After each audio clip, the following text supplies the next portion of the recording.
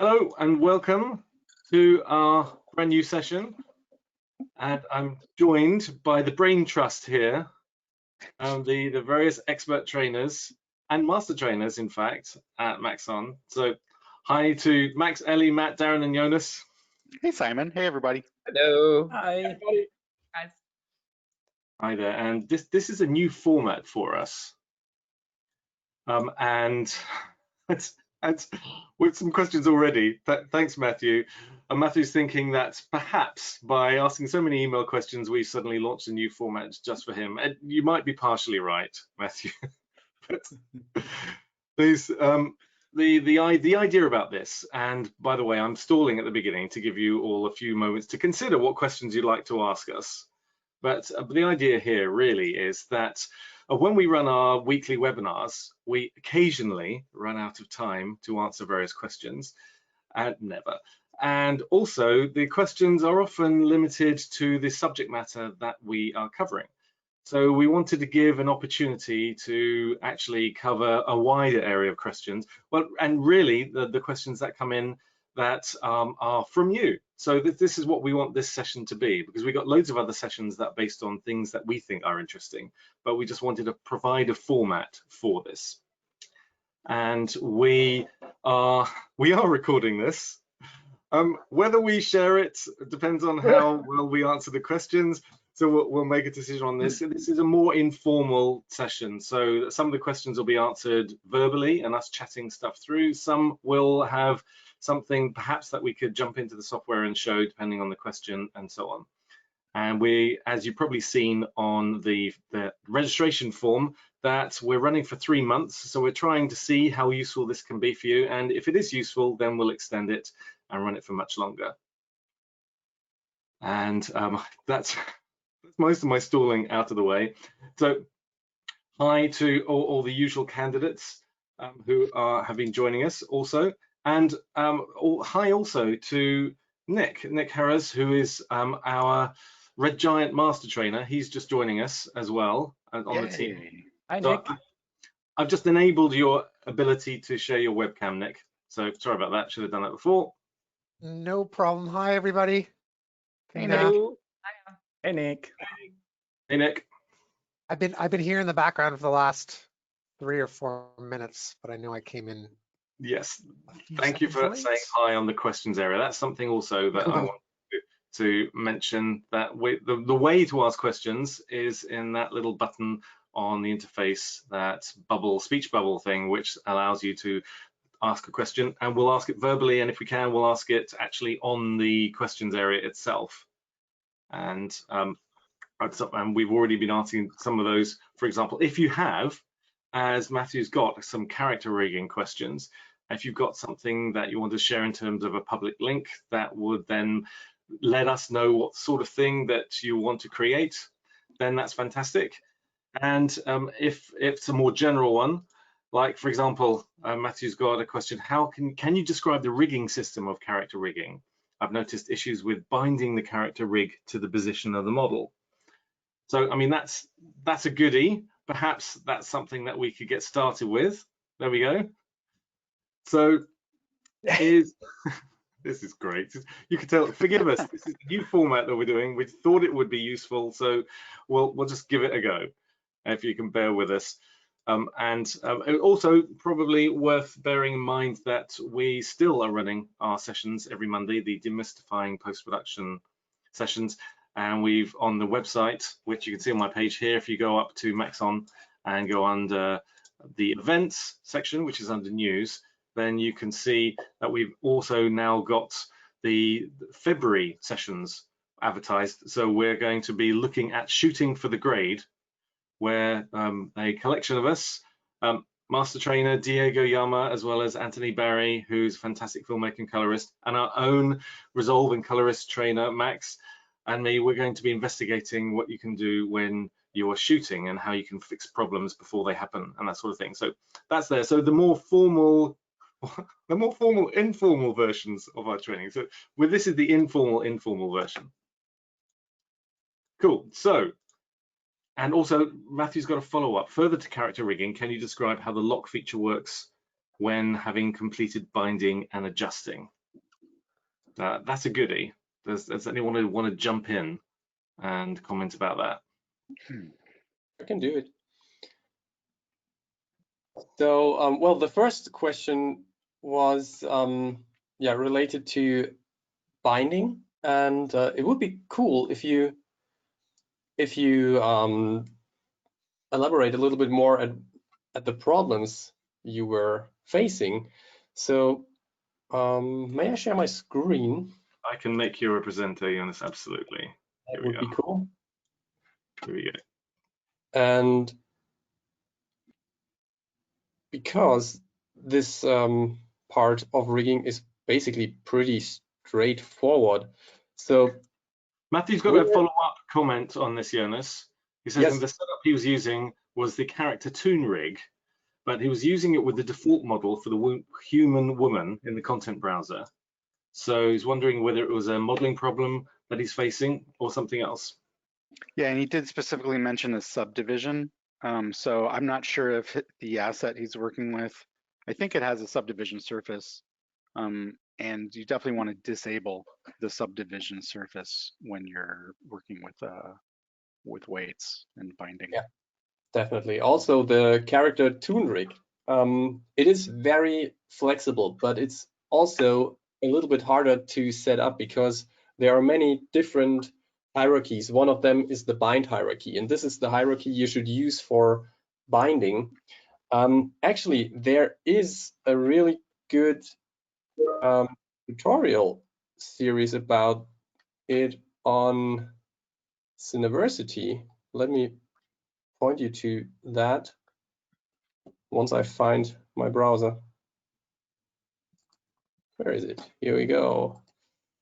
Matthew's also asked, so working with parametric objects for models is necessary. They don't have to necessarily be parametric, so they don't have to be primitive objects if you're dealing with those sorts of things. But sorry, forgive the cat.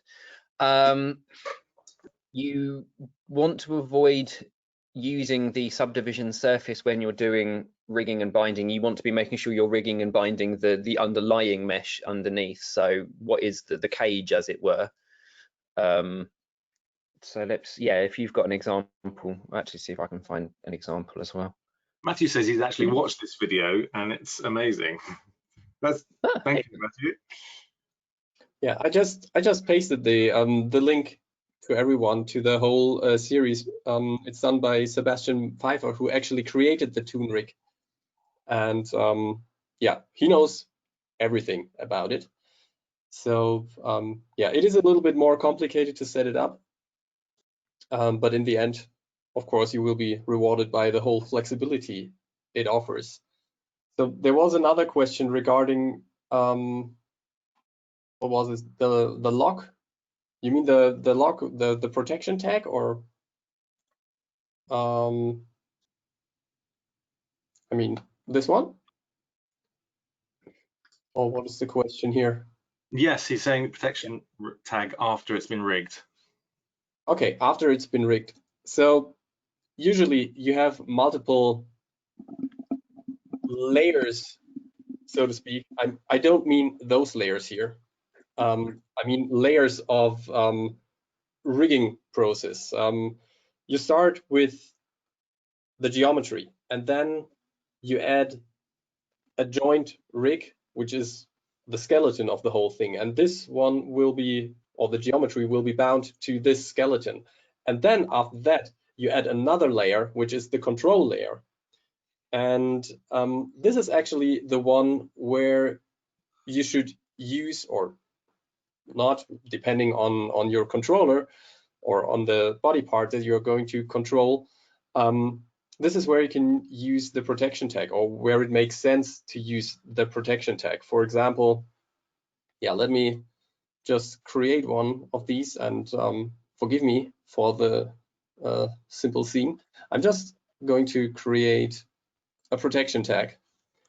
And what you can see now is that everything is locked. That does not make sense. Let's say, for example, you have an elbow, and an elbow compared to a shoulder or to a hip is a two-dimensional joint. So what you can do is you can restrict the ability to rotate the elbow controller by using the protection tag. So let me jump to the rotation tool, and let's say we just want to unlock the heading. Well, the heading doesn't make sense. Let's unlock the pitch now.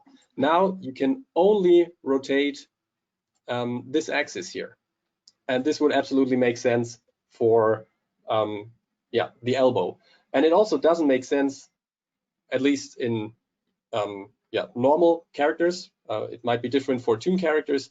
It also might not make sense to change the position and scale of the elbow. The only thing that's important here would be one angle. In this case, it would be P. It can also be the heading or the banking, depending on how you rigged your stuff. So that's the simple explanation for that. And by applying this tag to a controller object, this will restrict the movement of the joint of the bind hierarchy automatically, more or less. So yeah, that's the answer here. I hope that makes sense. Is there also, he's asking, he says it does make sense. Thank you, Matthew, for your instant feedback for this. That makes it work much better, so we can tie into exactly what you are wanting to find out. So he's also asking, last little question on this, is there also the lock character function once completed the bind?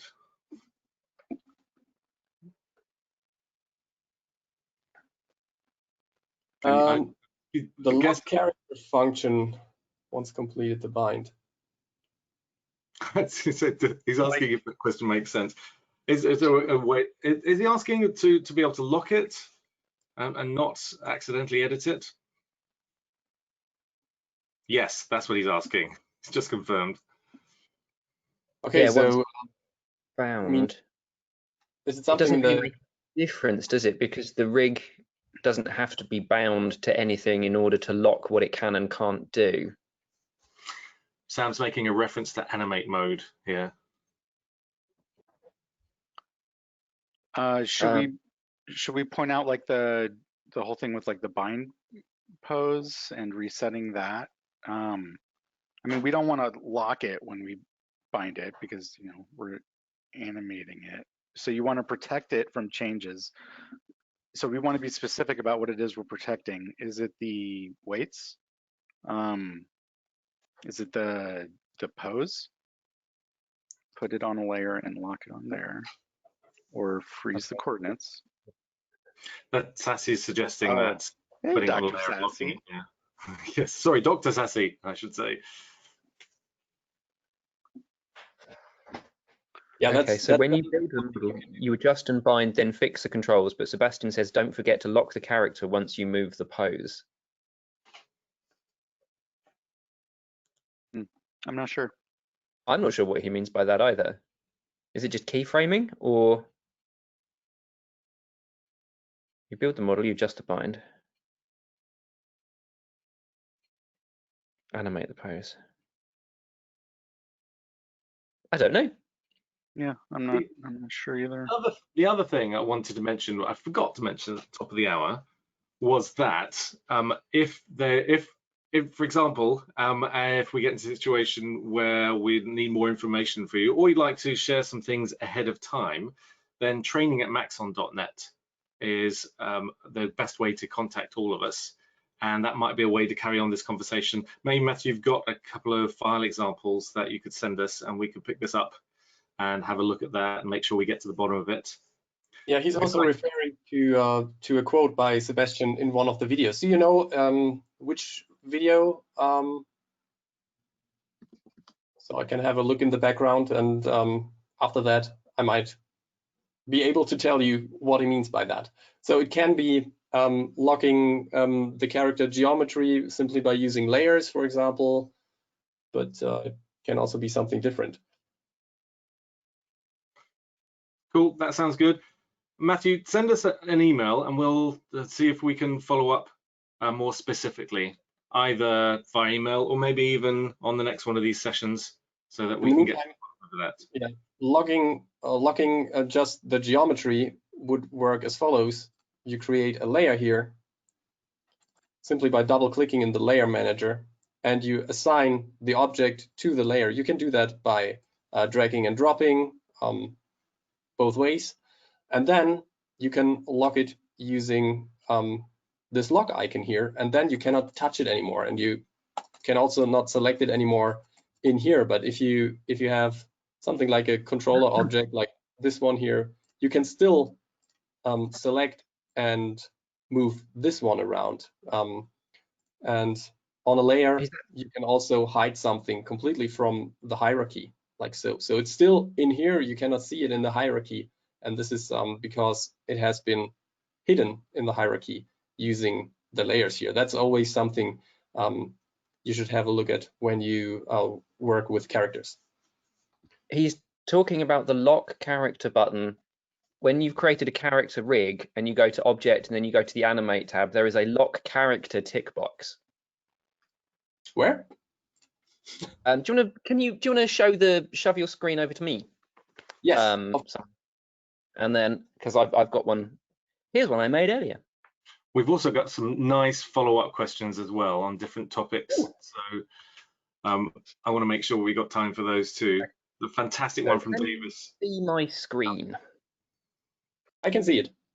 Marvelous. Okay. I think he's talking about this.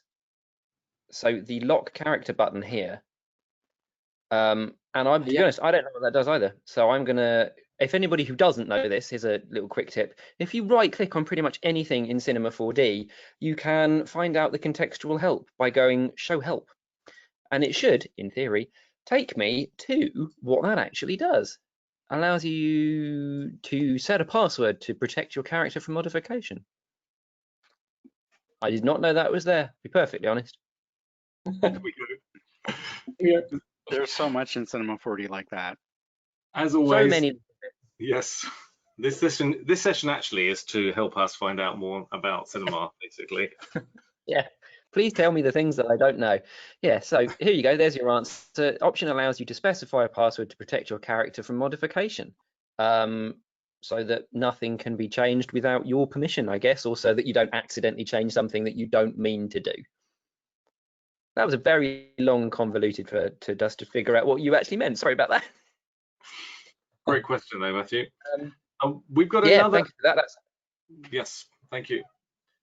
We've got another topic, which may sound like a plant, but I guarantee you it's not. So thank you, Davis, for this. Is there a way to integrate Trapcode into Cinema 4D? So we can show you the other way around, where you can put Cinema 4D into Trapcode, actually. In fact, let's kind of pretend that that's the question that you asked, and then we'll talk more about the other way around as well. But Nick, have you got something you could quickly show us about, or rather behind the scenes? Spoiler alert! I asked Nick, "Hey, I know you got something fun to show with that." You planned this, didn't you? No, not at all. Look, I'm going to throw the screen over to you then, Nick. There you go. Thanks, Matt. Right. Let me. Now I have that controlled. Does everyone see my blank prepared Cinema 4D interface? No. Not yet. No. Yes. Now we Out. do. Yes. Oh, there we go. Still see it? Good. Yeah. Yes. Yeah. Awesome. So I would say there's like a few different levels of integration from Cinema 4D to After Effects. One is that you could essentially, as long as you've downloaded the content browser, bring in certain objects and save out your file as a Cineware file. And as long as you've done certain things, if the project is animated, Trapcode will see that, and then you would have that animated inside of Particular. The example that I'll show right now just is something that I've been using a lot, for the reason that I find it a lot easier to kind of do some cool light spline setups inside of Cinema 4D and then just bring that over into Trapcode. So what I find that Cinema 4D lends itself well to is the fact that you can choose any of these preset splines or easily with the spline pen, create a path. But for now, I'll just add a really basic helix. And let's, flip this around so it's facing upward. And you could make some basic changes to the helix as you see fit, but I'll just keep it pretty much at its default. And then I would add a light to the scene. And here with this light, you can really quickly just add a animation tag, which is a align to spline. And with your tag selected, simply then just drag the spline path. And now I can freely animate the light. And I find to do this inside of Cinema 4D is a lot easier than trying to manually use a motion path inside of After Effects. So the whole idea is that in particular, can use a light as an emitter reference. And you can have these kind of cool light animations and easily trigger them here inside of Cinema 4D. The one caveat, and I don't know if this is potentially changed in R23, but I found that if I brought this over as a Cineware file and then extracted the lights inside of After Effects, that it wouldn't see the align to spline tag. So the extra level of protection, which I did before bringing this over, was I went to the animate layout, and there's an option when you select your object, I believe it's under functions, where you can, let me drag that in. You can bake that object or that animation, the expressions, and it turns it into a set of keyframes if I'm correct. Did that not do that?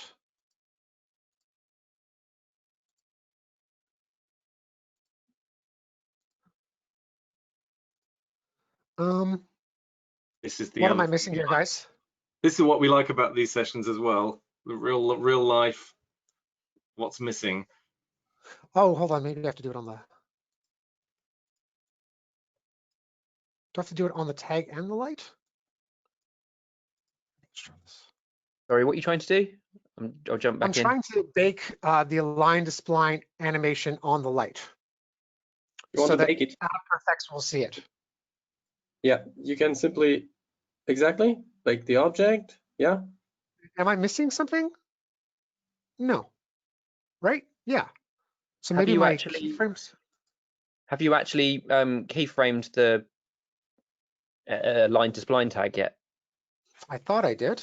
Maybe I didn't press that. No, you've not done the position. Well, there you go. After you've animated the actual, thanks for that, Matt. Actually, you've animated the align to spline tag. You could go to functions and then bake your animation. I forgot to actually click that button a second time, an After Effects habit of mine.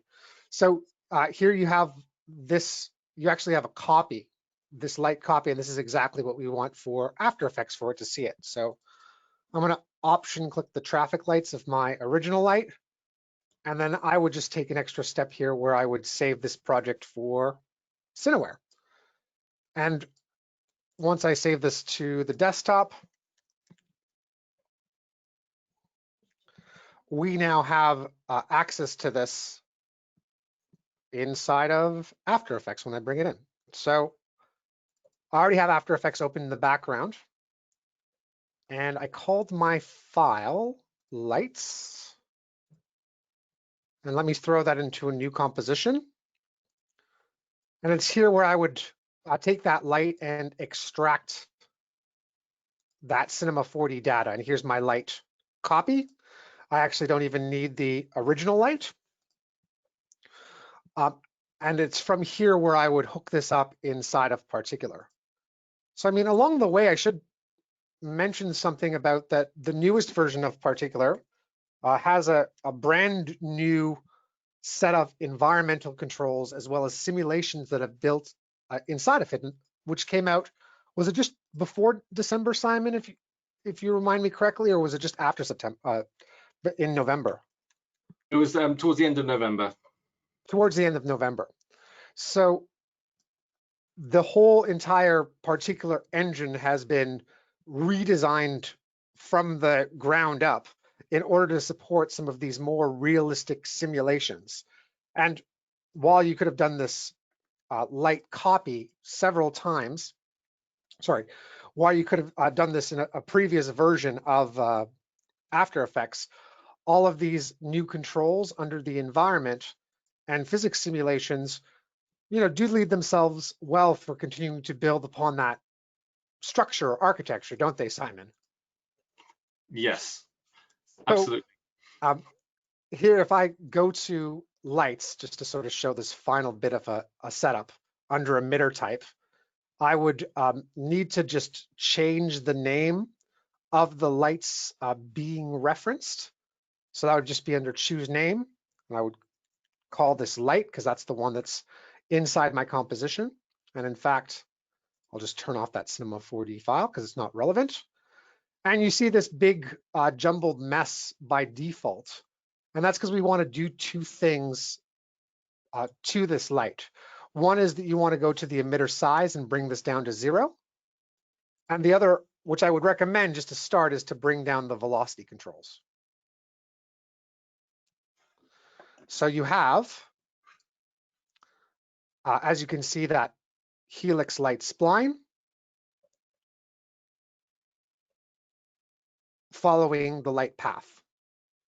So that's one level of integration. And then there's the full level of just being able to bring in a Cinema 4D file or model and reference it inside of Particular as well. And I could show that not by bringing in a Cinema 4D file, but where you would go to do that, because there's two locations. One that you could use is directly inside the designer. So as I had switched my emitter type to a light, you have this object here for a 3D model. And in the designer, there's a button underneath here on this emitter type block to choose a model. Once you do, you have all these presets here. And then the integration is, if I just move my GoToWebinar here over to the side, if you see this add new model button, you don't even have to bring in a Cinema 4D file inside of After Effects. You could just reference that on your desktop or in your documents folder. And it would reference that and then be emitting your default spherical particle on that either OBJ or Cinema 4D file. The only warning that I would give you is two. There's a great piece of literature on the Trapcode website that if you have an animated character, you might want to read it and then bake your animations so that it reads the Cinema 4D file properly. And in certain cases, I'm curious everyone else's take on this, certain animations such as fields and in specific setups don't necessarily go with the Cinema 4D file. And for any reason that it doesn't register with Particular form, my troubleshooting workflow tip would be to just save that as an OBJ sequence.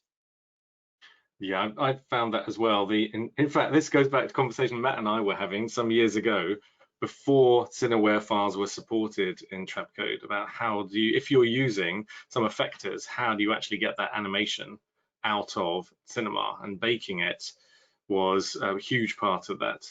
But Nick, would you mind just bringing up Cinema again? Because I can't remember which version it was in, but the settings changed to automatically be able to save a file as Cineware. There's a preference setting. I can't remember where it is. Oh, you want me to go back to Cinema 4D? Yes, please. Because there's a setting that used to have to save the file as Cineware, but I think in the preferences. Is it under preferences? I believe so. And then let's go to what is there a save setting? Where is this, everyone? Jog my memory. Files, maybe files. Let's go. There is a save as Cineware, which is the checkbox, which then allows you whenever you hit save on the file, you don't have to resave it as. There used to be one. It's now in a different place. You can if you hit Control D.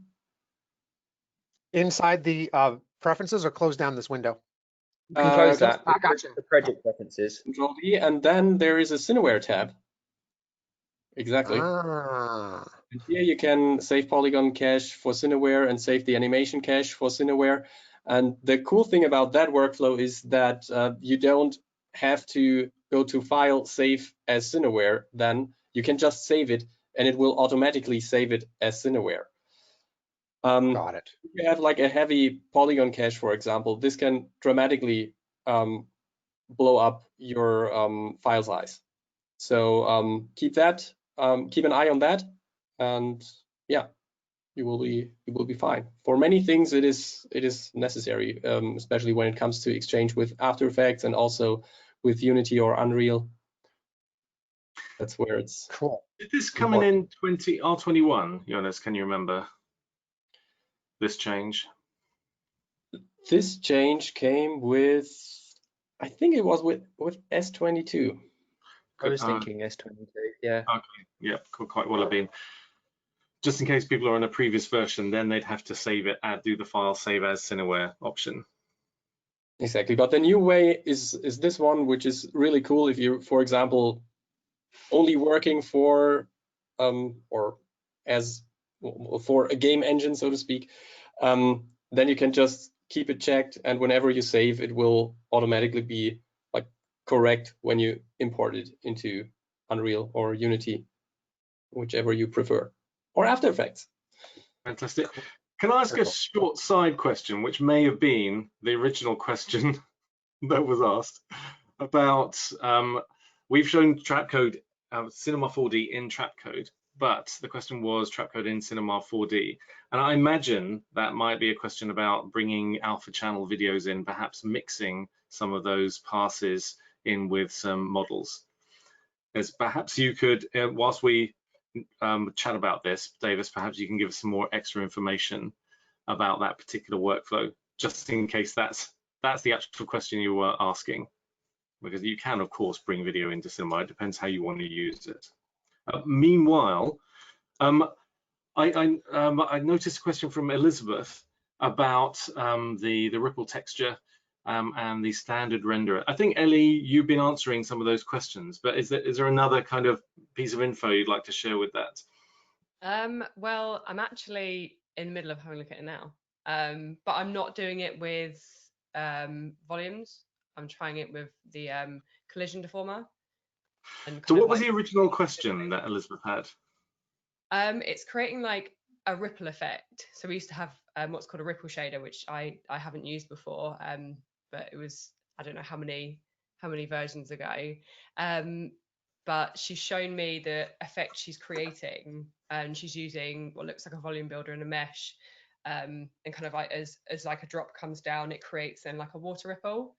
But I think she's having performance issues, and I think she means because of the mesh, it's sort of like working with liquids, and I think it might be easier to work with kind of collision and displacement, and then create the effect that way, and then put it into a volume builder. But I'm actually trying to do it now. So we could, if you have a different question, I'm getting close to getting the ripple, so then I can show it after. If okay, absolutely. Got an interesting question from Drake. Hey Drake, is there a way to color or texture a shadow with a different shader in Redshift? Maybe in physical and perhaps in post. Maybe that. So the question is, what would be a workflow for that? Can you texture color a shadow in Cinema versus texturing and coloring it after maybe AOV or a Cryptomatte workflow? Yeah, that's possible. So I can share my screen because I prepared something in the background. So can you see my screen? Yep. And if I hit render, you can see that this scene is, well, it's very easy. It's just a sphere, a disk, and a light with some shadow. But the basic idea was to create another texture for the shadow than for the other stuff. And yeah, so here's how I did it. It's a node setup. Actually, it is not too complicated. Let me just turn on my interactive render region so we can see what we're doing here. And I'm gonna delete that stuff, everything. And so we have the light in here. And well, I don't know how to do it in Redshift. I just know that there was a tutorial from Grayscale Gorilla from Chad Ashley, who created Spider-Verse shaders in Redshift. I can only show you how you can do that here in the node system for physical and standard. And first of all, you would search for a light node. And you can use the diffuse shading, the specular shading, light color in shadow, and so on. And once you pipe the diffuse shading into the emission, you can see that we're getting the shading back.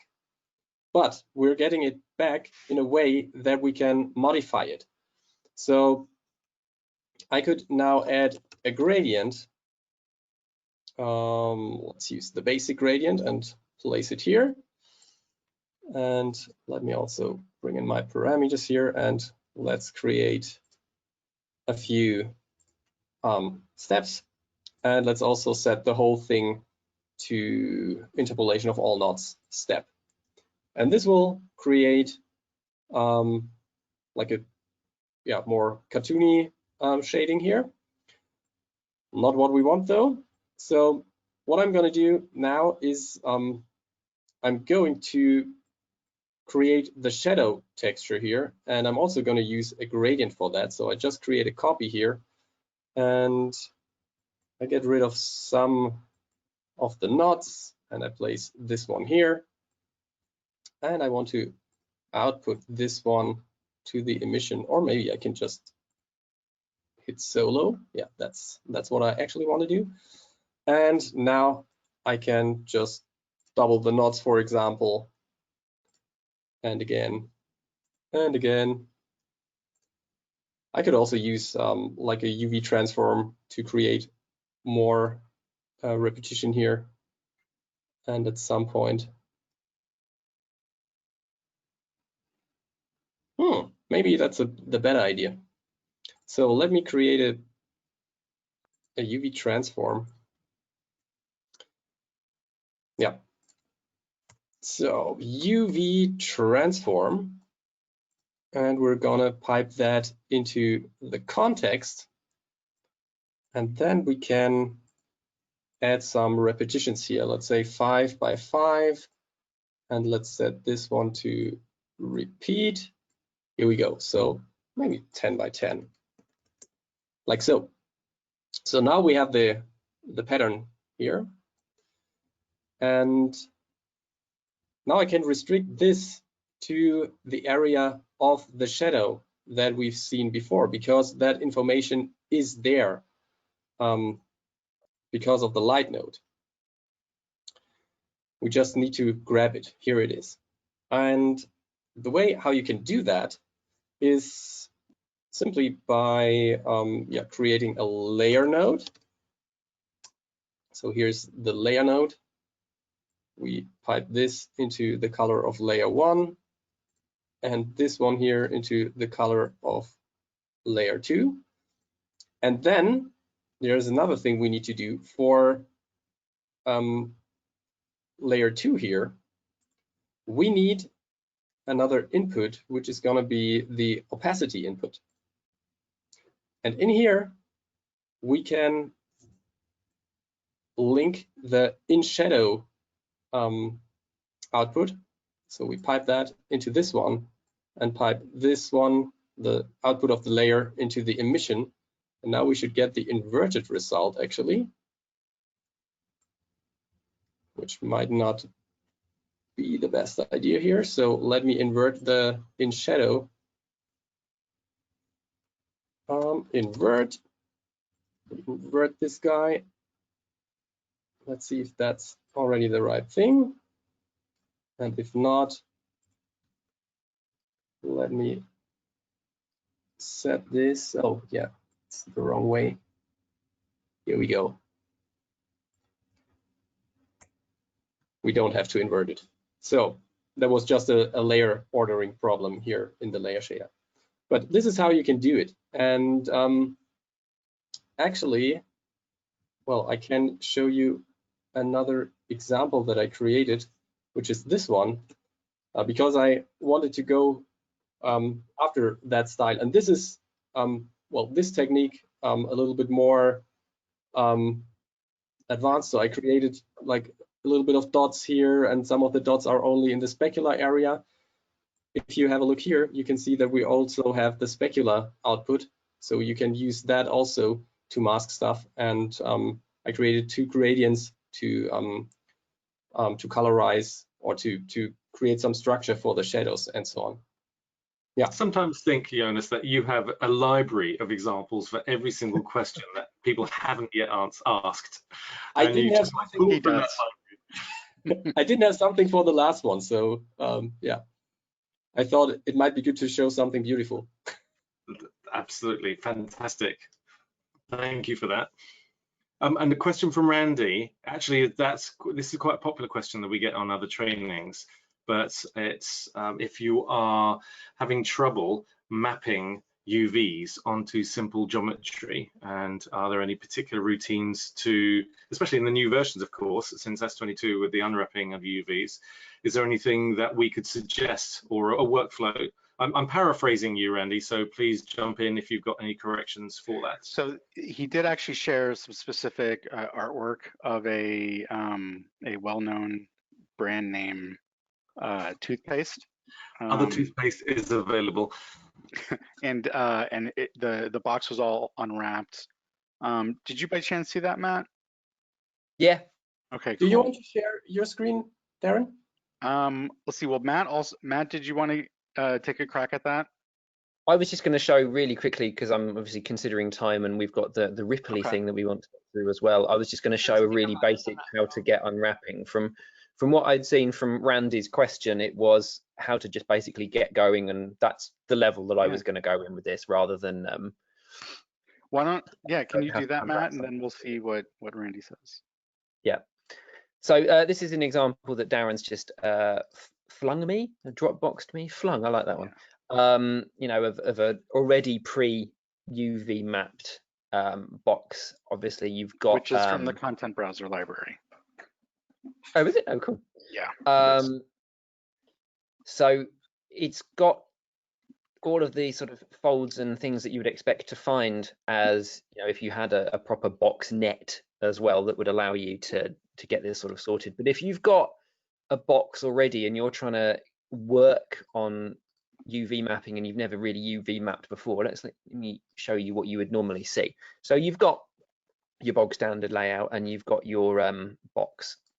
It's you can tell I'm a modeler by trade, can't you? Look at this toothbrush, toothpaste box there in no uncertain terms. Now, for proper UV editing and UV mapping, you do need to make your object editable. So you can do that a couple of ways, just with a little UV, the edit button up there, make editable, or pressing C on your keyboard. That obviously then changes your object from a parametric to a polygonal object, which you can now UV unwrap. Easiest way to sort of access the tools is you need to change your layout from the standard layout to your UV edit layout. And this brings up two things. Obviously brings up a lot of things. Brings up your UV pane on the left, and it brings up your 3D pane on the right, along with all of the different settings and things that you need in order to sort of start unwrapping your object. Now, by default, boxy type things like this are relatively easy to do. So what you can do, go to your polygon tool on the left. Please note that we used to have a UV polygon tool, that's now gone, and we just have polygon tools. And I'm going to select polygon, and then I'm going to Command A for all of them, which now means that I have all of my polygons selected around my object. And I can look down here, and I've got various things that I can quickly pick on. I mean, automatic unwrapping, yeah, sure, that would do one thing. And I click apply, and it will just unwrap for me. Now, I've got almost no control over how this does this, hence the automatic unwrapping. So it depends, you know, how much you need and want to adjust and edit, but this gives you a nice sort of base layer in order to be able to start maneuvering manipulating and editing your layout. If you want to choose some of the non-automatic but still automatic type stuff, you can have a look under the projection tab, and you've got different ways that you can choose your projection.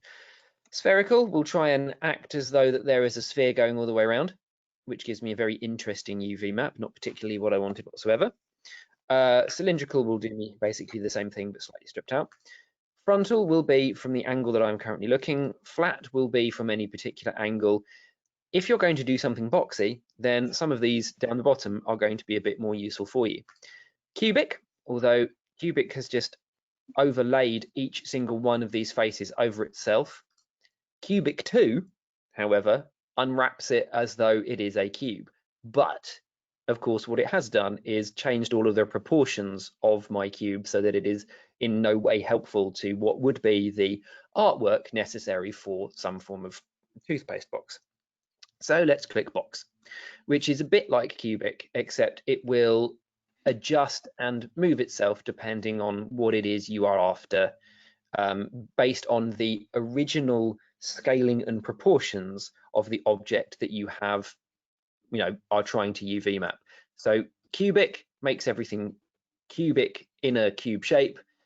This gives you the cubic unwrapping, but keeping the proportions. So this is the sort of thing that might give you a good starting point in order to get going with UV unwrapping. Now, I know that was an exceptionally fast intro to how to quickly unwrap something. I'm not sure if that really helps Randy at all. There's also, I think it was Matthew who made a suggestion, or Matthew might have been, sorry, forgive me, can't remember who it was, who made a suggestion about adding links to some tutorial setups that we got for this. Because I think we did a little bit UV wrapping last year in one of the sessions, didn't we? But there's lots on diversity. I've forgotten that one. How to apply the texture to that, right? Oh, okay. What you would need then, you would need to have your texture and you actually adjust your UV map to fit over the textures. So it's kind of editing this part with the texture underneath in order to make it work. Is pretty much how you would fit something. Can I show that link? Am I allowed, with the branded name of something? Of course, yes, absolutely. So what I would have to do with, say, this example image in order to make it fit here, I would download this texture. I'm going to walk you through it really quickly because I know we're conscious of time.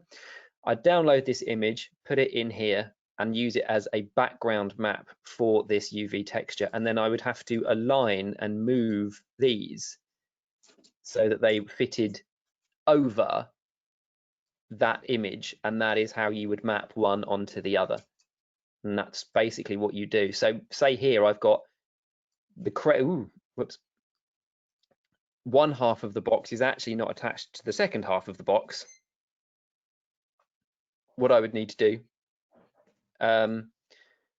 is separate my two halves of my UV map so that one half covered one part of the image and the other half covered the other. That's a good tip. Okay, right. So who am I throwing this back to now? Well, we want to jump in and answer Elizabeth's question because, as you guessed, we've been racing around behind the scenes, testing some things out. So, but just a quick comment. Davis has come back about the using stuff inside Cinema and is more specific information, and is looking to use an emitter in a motion tracked video so that it can be more specific in Cinema. And I was just looking for some advice whether it's better to build a motion of the emitter in After Effects or in Cinema 4D.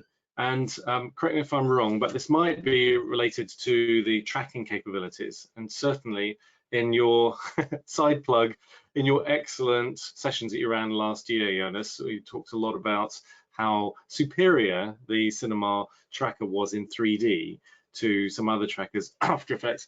And so perhaps that's the way to go, unless you got any better thoughts. Well, I didn't get the question because I was doing stuff in the background.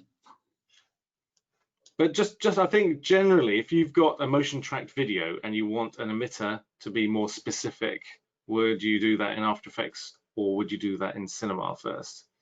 I suppose it depends is the best answer. It really depends. It really depends on how much the camera is moving, for example. So whenever it is moving a lot, I would first try to do it inside of Cinema. Well, actually, there is no work if you want to do it in After Effects first, because the After Effects motion tracker is pretty much a one-click solution. Although you don't have as much control over the track and the tracking quality as you would have inside of Cinema 4D. So you can also just throw the 3D motion tracker in After Effects on the stuff just to have a look at how things are coming out in the end. And if it doesn't work, you can go crazy with with the Cinema 4D tracker. The other question is, what is the software you're going to use to create the composition? If you use a lot of Cinema 4D, it also makes sense to have a track inside of Cinema 4D. If you are using After Effects only, definitely just try After Effects first. But if the track fails, do it in Cinema 4D because you have more control, and then you can export the camera data over to After Effects in order to work with it. Yeah, and I suppose it also cross-references with how much time you've got to do something. So if you are looking for a one-button solution and you just want to go with what you can get done in the time, then After Effects is pretty good for doing that.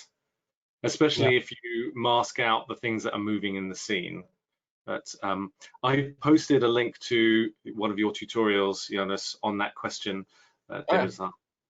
As well, the one that you answered this exact question, but in over a number of sessions.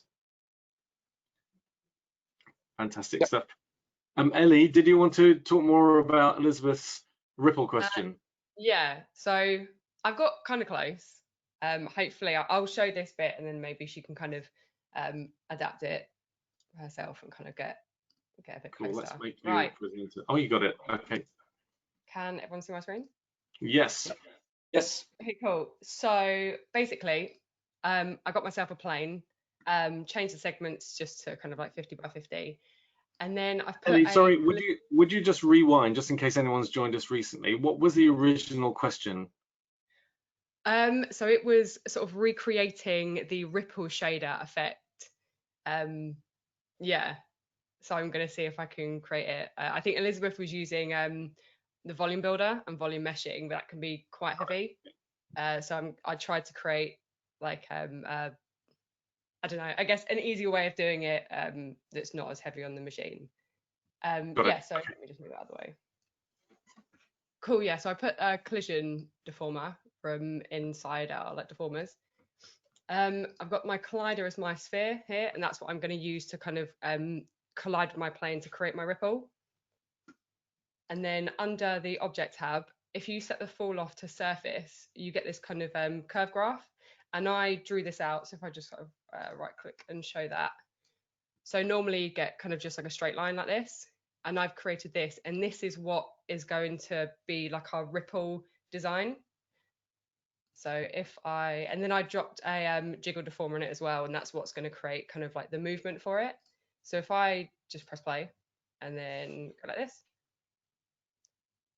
we sort of have like a ripple. So it's not perfect, but it can be adapted, and I'm hoping that might be a start for her to see, and maybe kind of like work from there and create what she's after. Because if I don't know, you could set like a rigid body tag to the sphere and it could drop down and then the ripple could happen.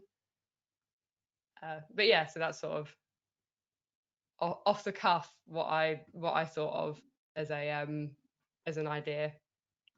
I've also been totally distracted by this question because I've actually been asked it before in other training sessions I've done, and I have something very similar. I liked Ellie's approach with the deformers, so I started there too. And she also, when we were chatting earlier, mentioned fields, so I started getting into that.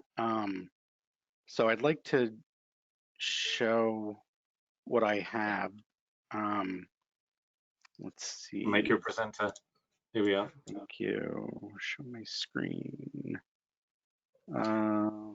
Just before you do that, Darren, Ellie, Yeah. are you able to share that file that you quickly whipped up? Because then we could provide a link to it when we send out the email. That'd be fantastic. I was also thinking, fields and vertex maps is perhaps a better way. But yeah, I can. It's actually in our chat now. Well, our team's chat. It's in the it's also in the Dropbox, Simon. Okay, lovely.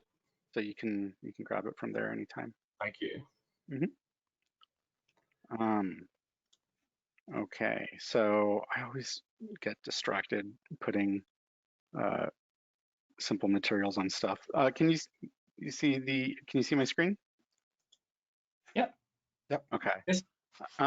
So what I got that plane. Let's turn all this off. Let's stop rewind. So I got a plane 200 by 200 segments, made it editable. And then I wanted to get like a circle spline. I added that, and then I just keyframed its radius and tweaked its curve. Can you guys see that animating out, or should I? Yeah. Okay. So that's like one ripple. So I figured, okay, well, if I can get that into the vertex map and use that in the displacer, that'd be great. So let's see. Okay, so here's where I'm at. That's just the vertex map, and all I have is that circle spline that's animated as a spline field, and this track is looped. So if we go to, am I jumping around? Let's go show track, select the track. I set the after to repeat a couple times. So it's just gonna keep repeating. But I need that decay.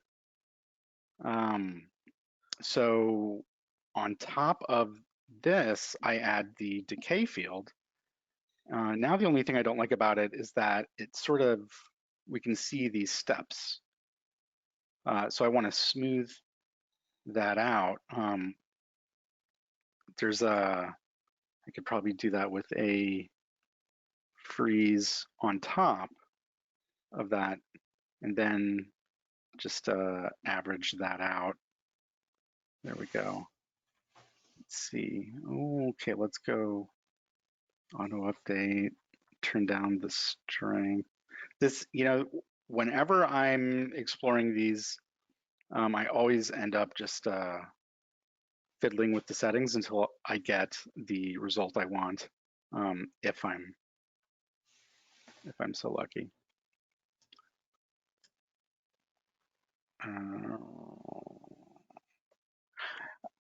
Okay, so, oops. So I think what I want to do, where are we on time? Oh, we're about out of time. So anyway, just let me do the displacer. So I got that happening. I'm gonna add a displacer as a child. I'm gonna add a color in here. Just turn that up a bit. And then in fall off, I'm just gonna drag that vertex map with all those fields in there. And then I'll rewind. And then we have this. So I guess an option on top of this was, is I can add another deformer. I could add the smooth deformer, if I can see it. This little pop-up's in my way.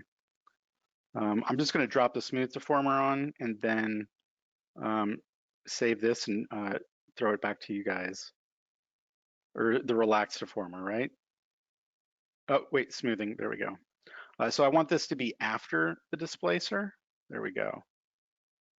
Perfect. So I actually don't even need this other freeze field since I got the smooth deformer on after that. I can just adjust the smooth deformer, and certainly that displacer is quite intense, so I can turn that down. So yeah, that's what I got. Let me save this to the Dropbox, Simon, so you can distribute that. Fantastic. Thank you. Excellent. I'm going to grab the screen back. Yeah, so there is also another approach when you use the remapping of the field and set it to curve. You can actually animate the field so the ripples are animating. So may I share my screen for another second, just to show it? This is what happens when you put us all together. Yeah, you know, I did start that way, Jonas, but then I got distracted with the looping the spline and getting it in there, and I forgot to do the remap curve. So I'm glad you brought that up. Yeah. So here you can see that it's moving along with the sphere here, but it's also like animating outwards. And the way how I created this is first I created this the field for the sphere, the follow for the sphere, then some decay, and then here in the curve I created a shape like this, and down here there is an animation speed that you can set up. This is the loop time, so it needs 30 frames to loop through that sequence here.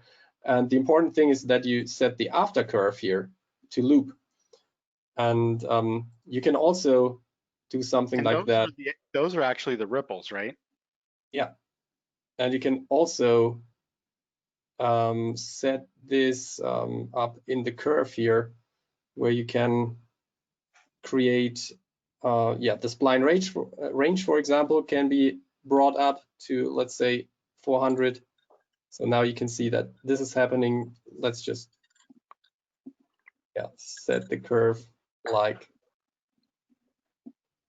this. I'm now messing this one here up. I just wanted to show you that it's also possible within the remapping. And then you can also set up some animation speed here, and this will also animate up here then. And then in the end, I just masked the thing with a multiply here. Again, the sphere and the decay, the same setup that I created down here is now just so it's softer on the outside. The whole thing to soften it out. Exactly. That's cool. That's it. That's very cool. Very good. All right, so I give it back to you, Simon. All right, okay. Oh, can you save that to Dropbox, Jonas? Yes. Thank you.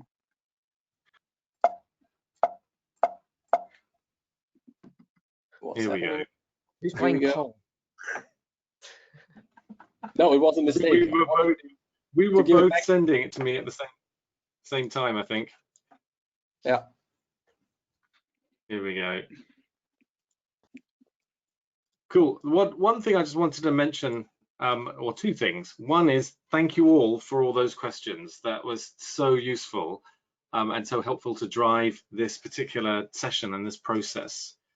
And Drake actually, thank you, Drake, pointed out something about the number of things that, as he put it, lobbing one question and seeing multiple different takes on it.